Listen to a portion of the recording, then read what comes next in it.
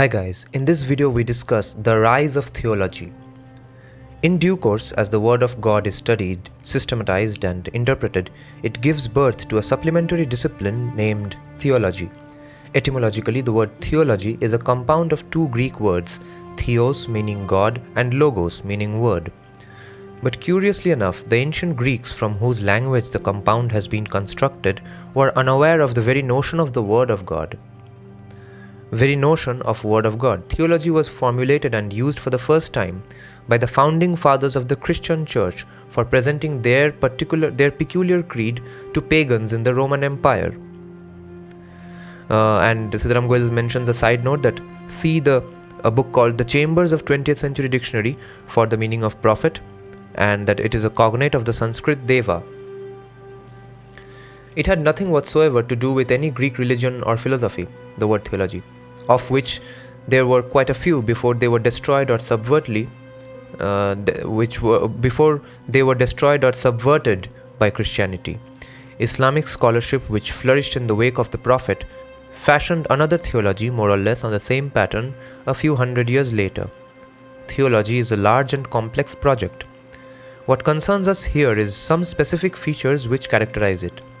One of those features is that the lifestyle of the Prophet and his companions or apostles is proclaimed as the divine pattern of human conduct, which should be copied by everyone, everywhere in order to qualify for salvation or paradise. According to another, the doings of the chosen people as they wage wars, conquer countries and convert or kill other people are to be seen as the unfoldment of quote-unquote a divine plan in human history.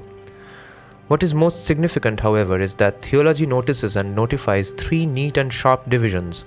Firstly, it divides human history into two periods, an age of ignorance preceding the appearance of the Prophet, and an age of illumination following that event, like after the Prophet has arrived. Secondly, it bifurcates the human family into two factions, the believers who accept the Prophet as the one and only mediator between God and human beings, and the unbelievers who have either not heard of the Prophet at all or find him unacceptable for whatever reason. Thirdly, it breaks up the inhabited world into two camps, the lands ruled by the believers and the lands where the unbelievers live. Proceeding further, theology pronounces a permanent war, hailed as holy, between the three sets of divisions.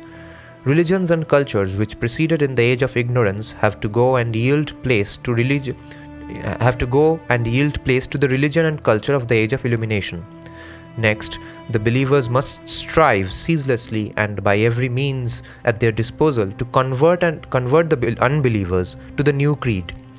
Finally, the lands of the believers must be made into launching pads for missions as well as military expeditions to be sent to the lands of the unbelievers, so that the latter are conquered and turned into lands of the believers. So now you understand why Pakistan perpetually wants to send terrorists to India and to get Pakistan first, and then gradually their dream is to someday fly the Pakistani flag on the Red Fort. Naturally, the places where the unbelievers worship and the institutions which sustain that worship become the first and foremost targets of holy wars. The idols of the unbelievers' gods are at least mutilated if they cannot be smashed into pieces. The temples where those gods are worshipped are at least desecrated if they cannot be destroyed. The schools and monasteries where the unbelievers learn their religion are at least plundered if they cannot be razed to the ground. The word idol is derived from the Greek eidein, to see, which is a cognate of the Sanskrit vid, to perceive. The saints, sages and scholars who guide the unbelievers are at least humiliated, driven out and deprived of livelihood if they cannot be killed outright. The literature which enshrines the unbelievers' religion and culture is scattered to the winds or burnt on the spot or used as fuel in the homes of the believers, and so on. The war on the religion and culture of the unbelievers is total and unrelenting. The operations are expected to help the unbelievers lose faith in their own gods and acquire an awe for the God of the conqueror.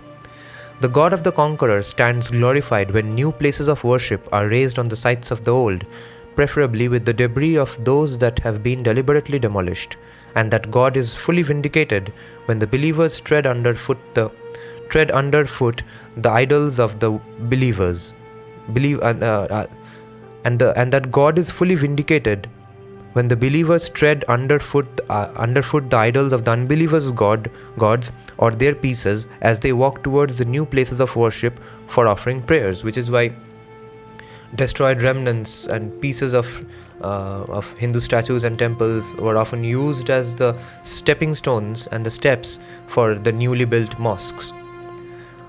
Finally, theology enjoins that the holy wars and all that they mean should be recorded meticulously and in lustrous language.